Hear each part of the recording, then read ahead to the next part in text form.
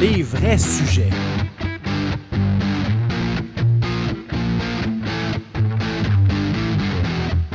Les vraies questions.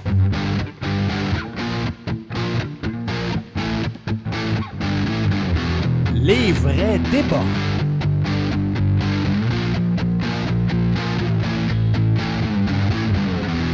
Les vraies affaires.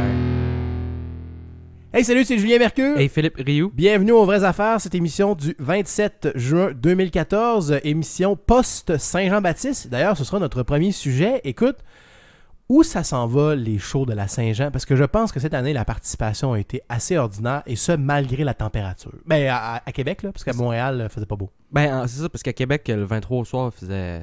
En fait, top-notch, là. Il faisait vraiment... Il faisait vraiment chaud. Parfait. Il faisait juste chaud, Puis mais... pas trop chaud non plus, là. Fait que... Je pensais à ça dans ma douche au lendemain de la Saint-Jean, puis je me disais, j'ai l'impression que collectivement, puis les organisateurs puis tout ça, semblent traiter la Saint-Jean comme si on était encore dans le heyday de Paul Piché. Dans le sens que c'est plus... Ça a changé, là. Tu sais, au bout de 15-20 ans, les choses ont changé, puis ce que les gens veulent faire pendant la Saint-Jean, qu'est-ce qu'ils aimeraient voir, qu'est-ce qu'ils aimeraient écouter, c'est peut-être plus juste un listing de Cowboys fringants, de Paul Piché, puis de Loco Locas, là. En tout cas, les deux qui sont peut-être pas en prison en ce moment, là, mais en tout cas, ça c'est un autre sujet. J'avais deux éléments à mentionner à propos de ça, puis je vais commencer par un de ceux-là. Est-ce qu'on n'illustre pas un petit peu avec le parcours, le cheminement que le Festival d'été a fait, ce vers quoi la Saint-Jean... je vais parler pour Québec, là, parce qu'honnêtement, la Saint-Jean à Montréal, je suis jamais allé. Okay? Je l'écoute même pas à TV. Fait que malheureusement, je m'excuse, là, mais là-dessus, pour moi, la Saint-Jean, c'est le 23 au soir, puis c'est plein à Québec. Sorry. Cela étant dit, justement, quand on voit ce que le Festival d'été a fait dans les dernières années, d'essayer de vraiment faire un bon mix entre encore des gros artistes francophones actuels, présents, et des artistes plus internationaux. Je dis pas nécessairement que je comprends le contexte de la Saint-Jean de dire on va essayer quand même d'aller des artistes locaux, mais tu peux essayer d'aller chercher des styles plus différents, des artistes plus actuels, plus maintenant, plus ce qui joue présentement, quitte à aller chercher des groupes, sacrilège, anglophones sur les plaines, pour vraiment faire de la Saint-Jean une fête vraiment plus inclusive, telle que les organisateurs disent. En tout cas, pour la Saint-Jean de Québec, j'écoutais l'organisateur qui était à la radio tout à l'heure, justement en m'en venant, puis qui disait, nous, on veut vraiment faire une fête rassembleuse qui concerne l'ensemble des Québécois et non pas seulement les gens qui sont souverainistes. Évidemment, ça demeure la fête nationale du Québec. Alors, c'est sûr que l'idée nationale, sans nécessairement prendre une position, est-ce que c'est pour ou contre? Il y a un minimum d'une conscience nationale qu'il faut que tu ailles pour que tu aies un peu de sens à cette fête-là. On s'entend. Sans être souverainiste, peut réduire liberté.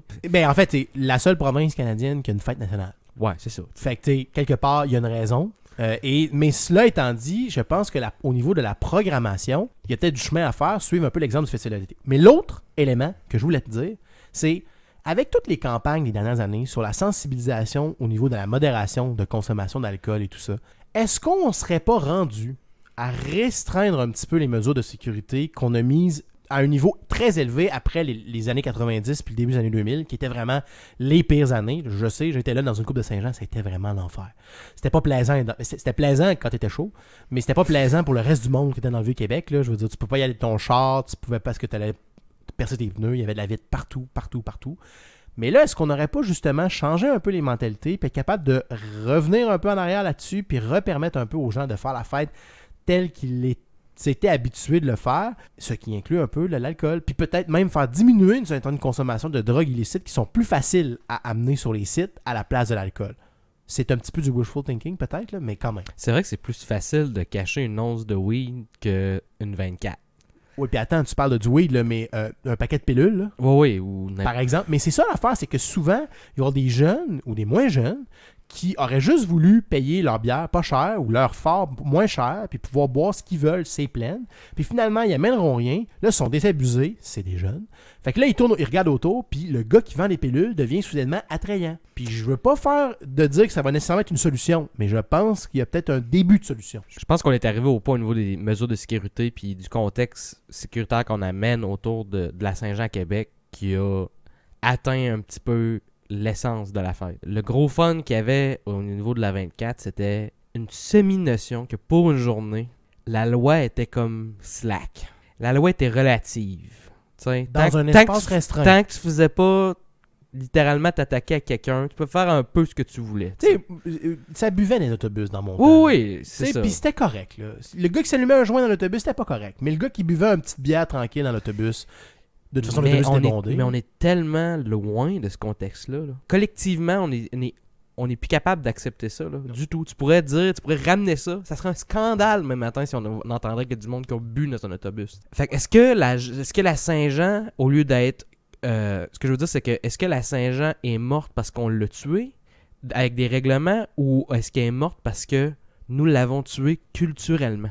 Est-ce que c'est impossible à revenir à quelque chose d'un peu plus le fun et un peu plus slack? Mais il y a un petit peu ça, justement, l'idée que pour que la fête redevienne dans son essence quelque chose qui est le résultat collectif de l'ensemble des Québécois qui fêtent en même temps, ensemble, le même jour. C'est un peu ça, dans le fond.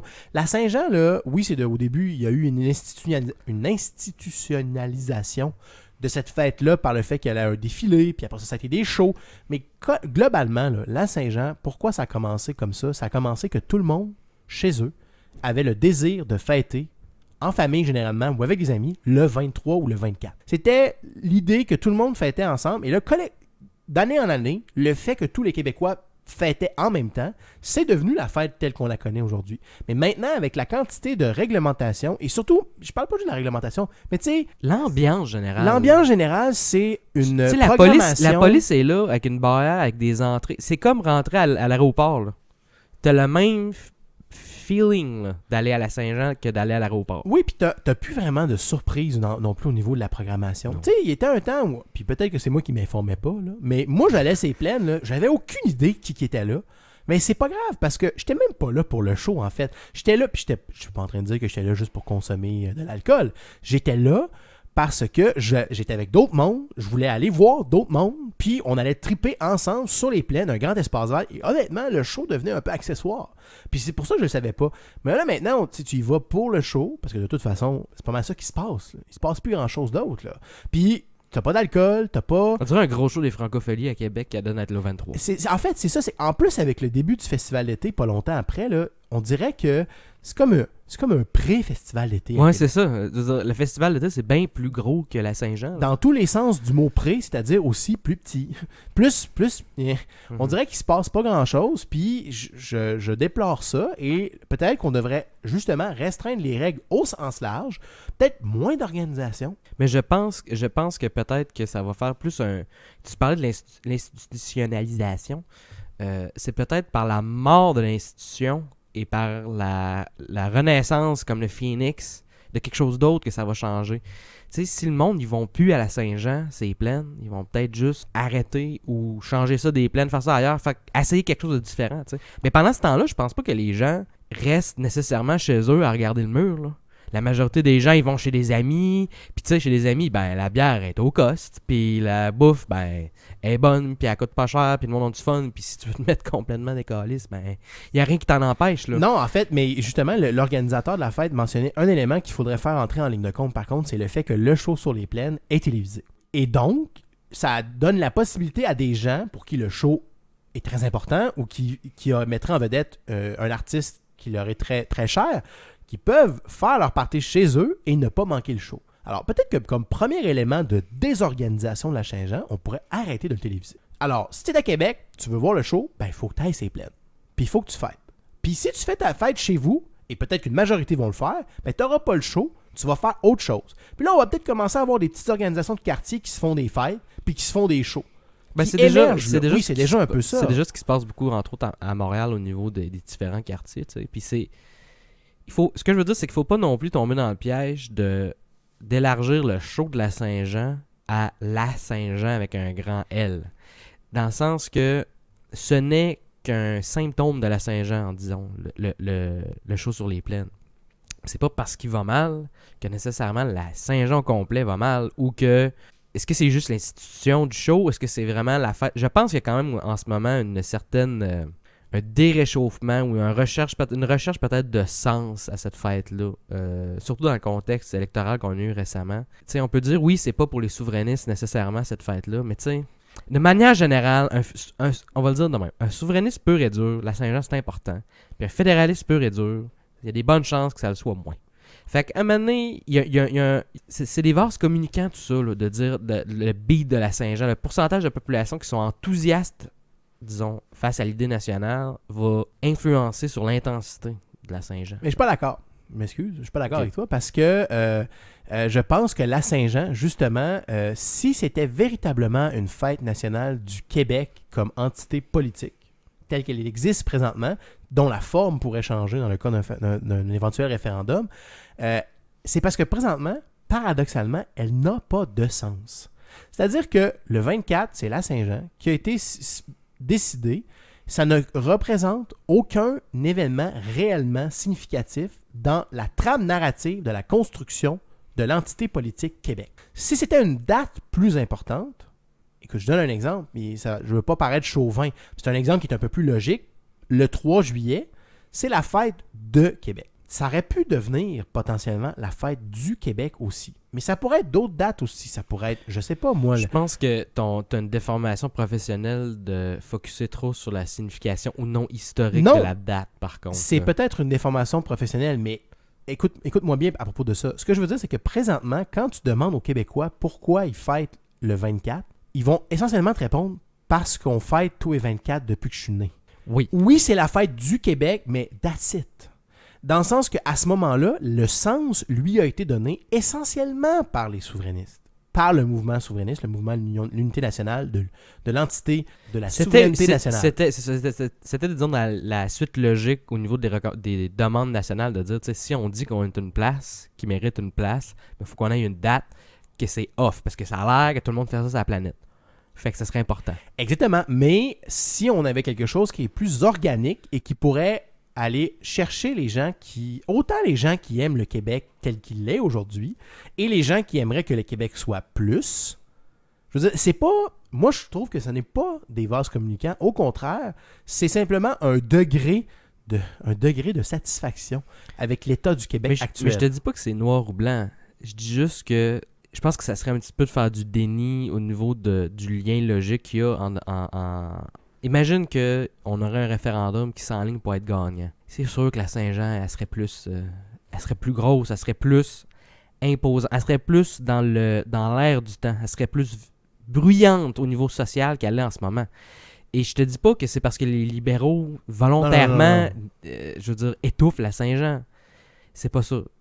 Mais c'est un reflet de où est l'idée nationale présentement. c'est dans la suite logique. Comme tu dis, il n'y a pas une autre province qui a une fête nationale à sa province. Fait qu'eux autres, leur niveau de fête nationale de province, là, il était à 0. Nous autres, je sais pas, il était à 50% en ce moment. Mais c'est un sliding scale de tout ça, là.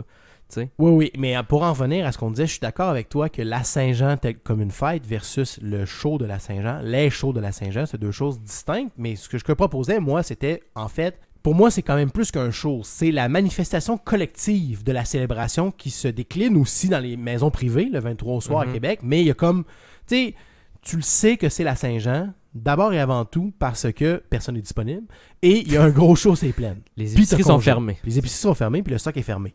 Mais ce que je veux dire, c'est que donc, faut quand même penser à des manières d'améliorer ce reflet de la fête au sens large qu'est le show sur les plaines. Et je pense que si on force les gens de façon non coercitive, c'est-à-dire en arrêtant de le diffuser, le show, tout ça, de repenser comment ils célèbrent ça collectivement, on va peut-être émerger avec quelque chose de mieux qu'un juste honnêtement, un banal show sur les plaines.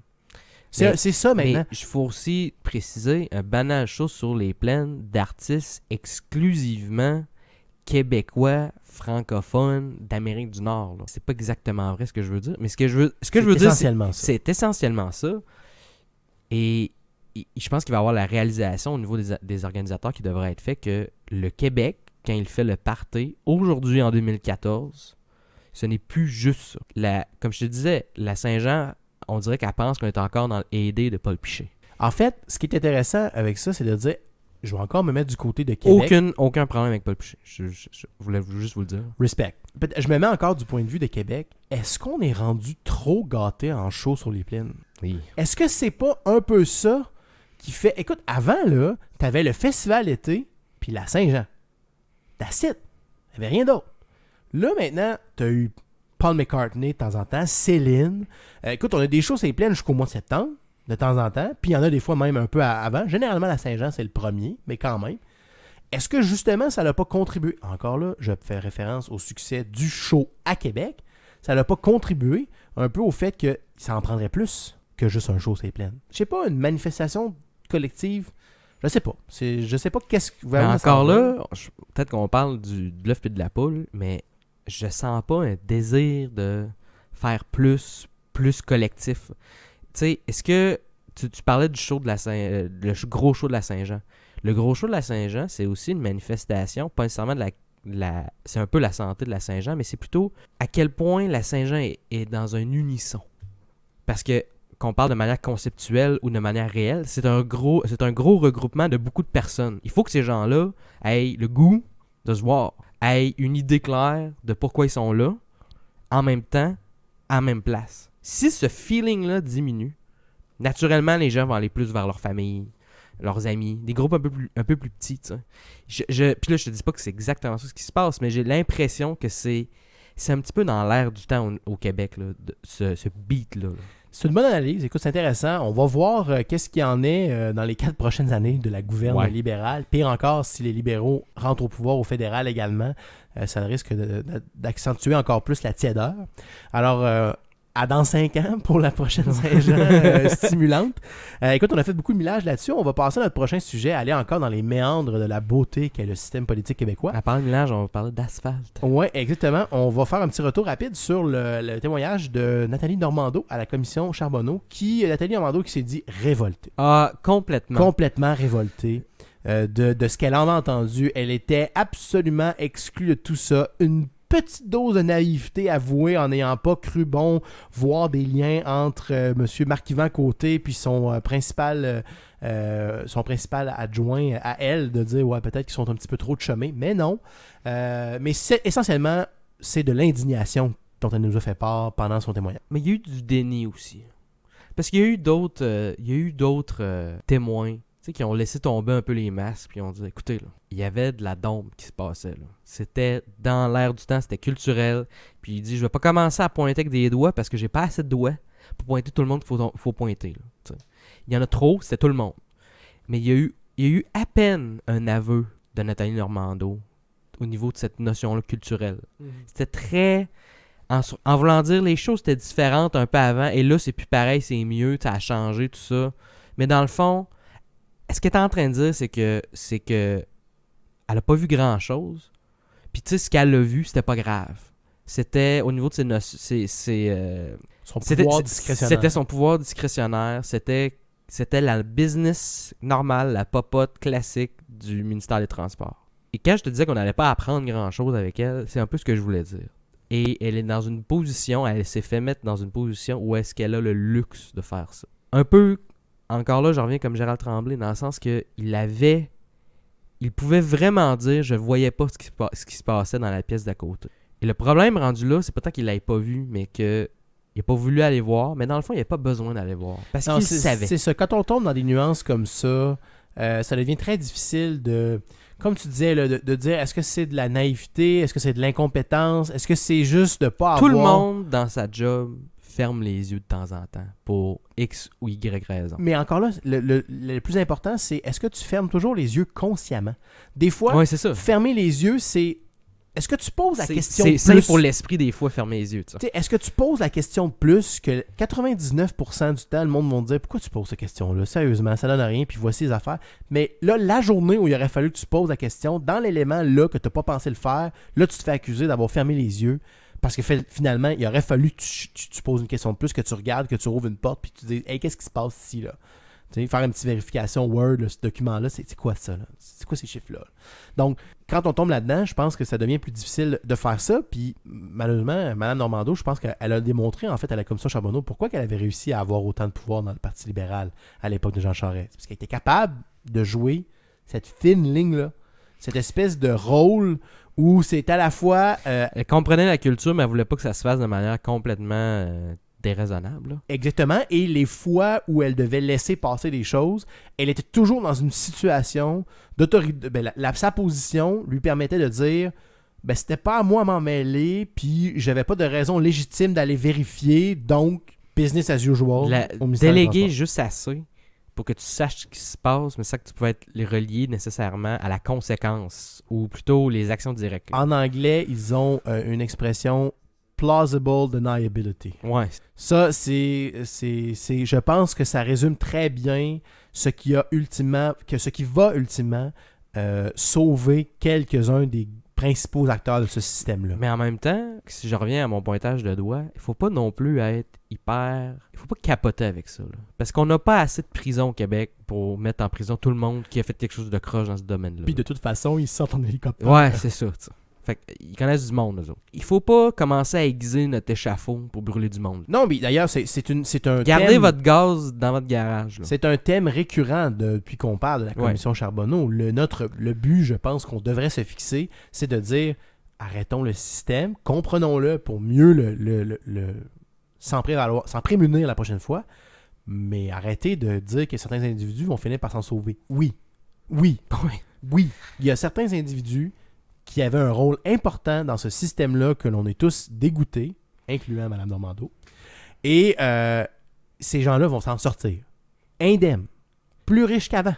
Okay? C'est ça la réalité. Il faut pas non plus juste regarder la commission Charbonneau comme la seule chose qui se passe. L'UPAC arrête du monde, puis il y a du monde en procès là, pour des fraudes. Là.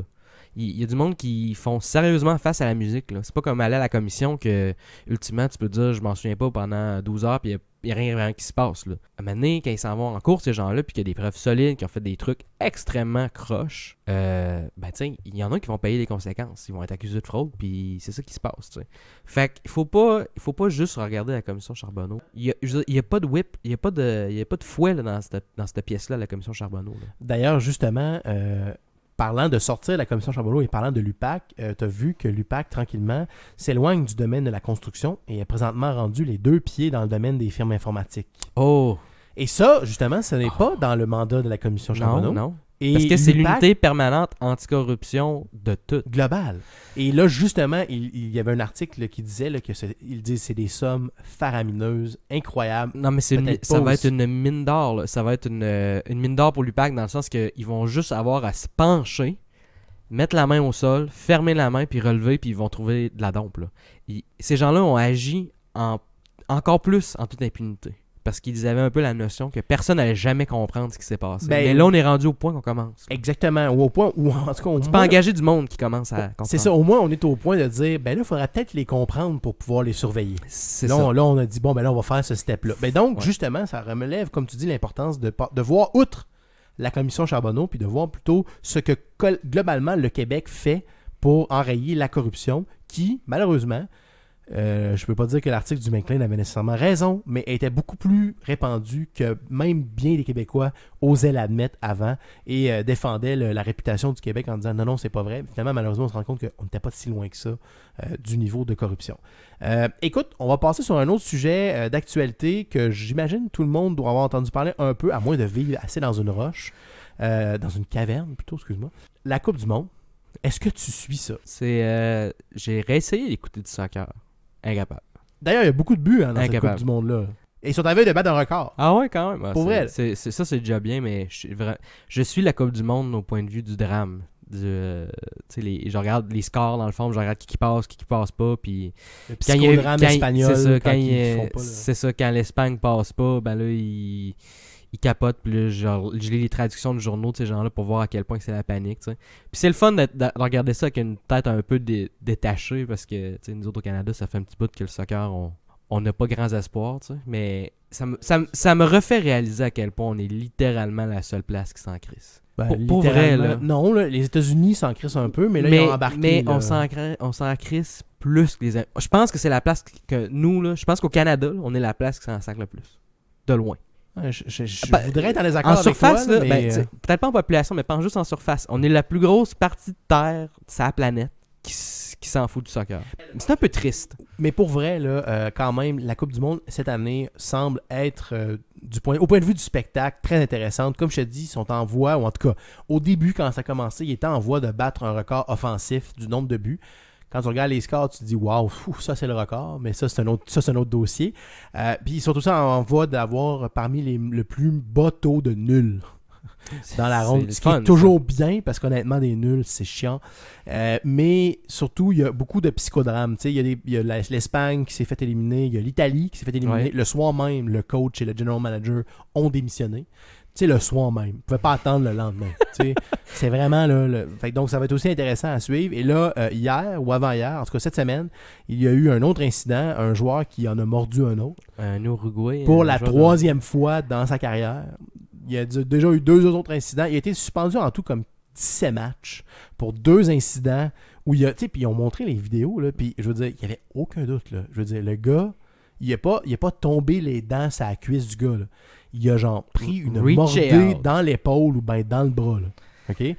Puis là, cette fois-là, je te dirais que dans le cas de ce match-là de la Coupe du Monde, la preuve vidéo est un petit peu moins concrète, dans le sens qu'on voit un peu les marques de morsure sur l'épaule, mais c'est vraiment pas tant, là, je veux dire, il n'est pas mordu au sang. Mhm. Puis le gars a l'air quand même, il pourrait légitimement dire que Il est tombé dessus avec la bouche ouverte. un peu, mais vraiment juste un peu. Mais tu sais, vu l'historique du gars, on sent que c'est peut-être ça qui s'est passé, mais il a aucunement arrêté la motion. Non, mais la FIFA a officiellement démarré une enquête disciplinaire pour ça, tu sais. Puis ça serait quand même bien, parce que je pense qu'il disait que justement l'Uruguay rejoue un match assez rapidement.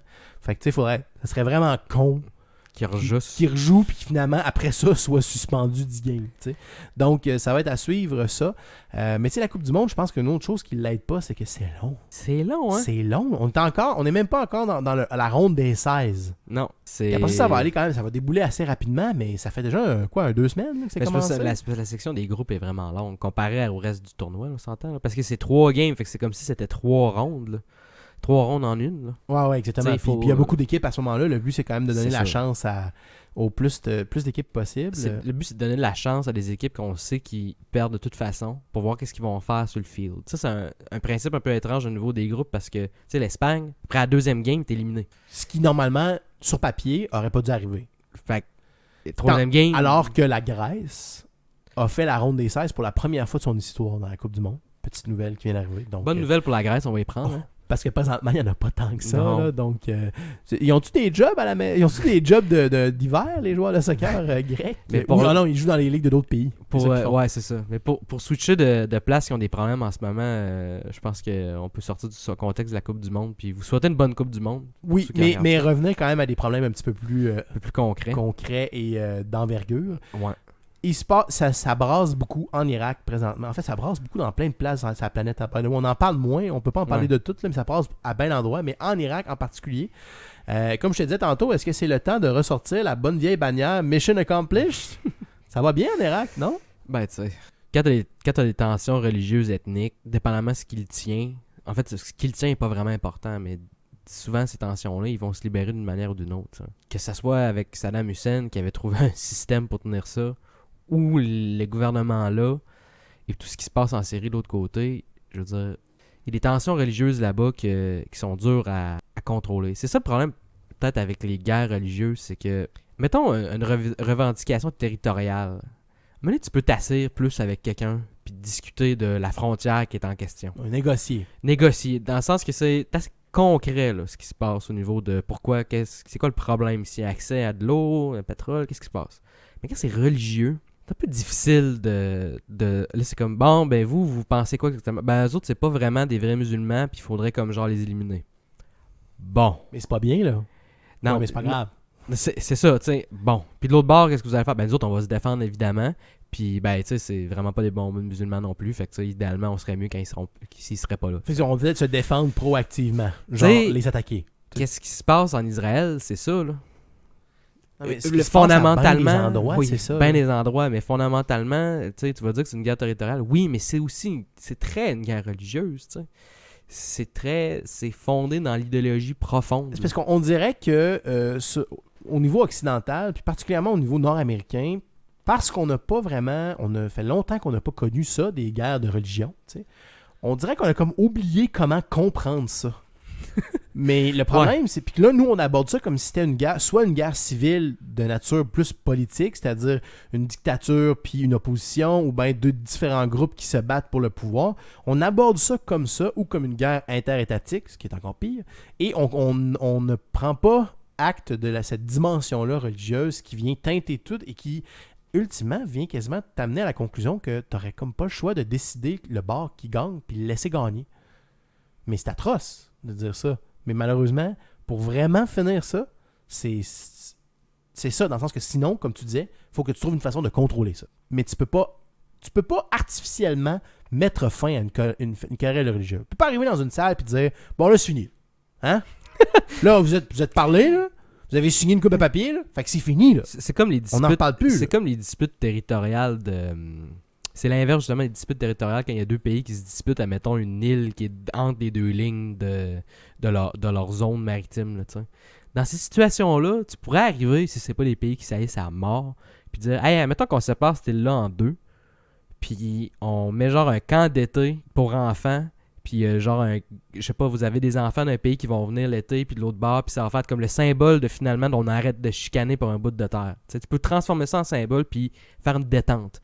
Une guerre religieuse, si t'es convaincu que l'autre, c'est le diable, tu peux pas tracer une ligne dans le sable, puis dire que ça va arrêter, puis que c'est ça. Là. Tu peux pas faire comme, mettons, au Québec, puis dire, bon, voici la frontière du Québec.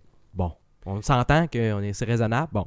Mais pire encore, c'est que dans des cas comme ça, tu as beaucoup de difficultés à atteindre la base des gens qui supportent les différentes causes. C'est-à-dire que tu vas des fois pouvoir identifier des leaders, tu vas t'asseoir avec eux autres, mais si jamais ils font trop de compromis sur le message radical qu'ils envoient normalement à leurs troupes, appelons-les comme ça, pour en arriver à un accord, ils vont se revirer de bord, ils vont prêcher ce message-là, puis ça sera juste pas entendu par les gens, puis ils vont continuer le conflit parce que chaque individu est convaincu de cette cause-là.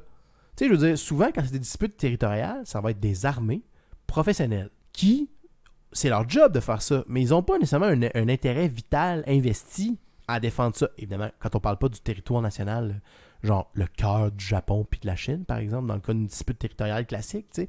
Mais dans le cas d'une guerre religieuse, chaque individu est investi de cette mission-là de dire la personne qui a cette autre croyance-là, elle me menace dans mon être, dans mon accession au paradis, mais dans ma vie en général. Fait que ça devient très difficile. Et essentiellement, il faut que tu t'entendes avec tout le monde, un par un. Tu t'assois avec chacun des gars, puis des femmes, puis des enfants. Puis là, tu leur dis, là, on va jaser, puis là, on va évacuer toutes les incompréhensions entre vous deux, puis on va en arriver à quelque chose, puis là, on va arrêter de se battre. Mais dès que tu as fini, il faut que tu en parles à l'autre à côté. Et ainsi de suite pour des millions de personnes. Fait que c'est ça, cette dimension-là, en Irak. Puis en plus, l'Irak, il y a la Syrie à côté. Fait que tu sais, ça va pas bien. Des beaux vases communicants. Puis là, avec l'Iran, qui est comme semi un allié dans cette problématique-là, ce qui est comme, juste pour illustrer la complexité de ce qui se passe, là, tu sais. C'est vraiment des trucs multidirectionnels et des alliances très compliquées là-bas.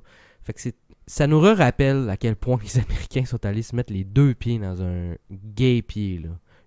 Une situation qui était claire, qui était vraiment pas claire, qui était vraiment murky. Puis ils sont juste allés rebrasser des affaires là. En fait, ça met en lumière toute la futilité de l'effort américain. C'est-à-dire qu'ils ont réussi à accomplir une chose et une seule chose.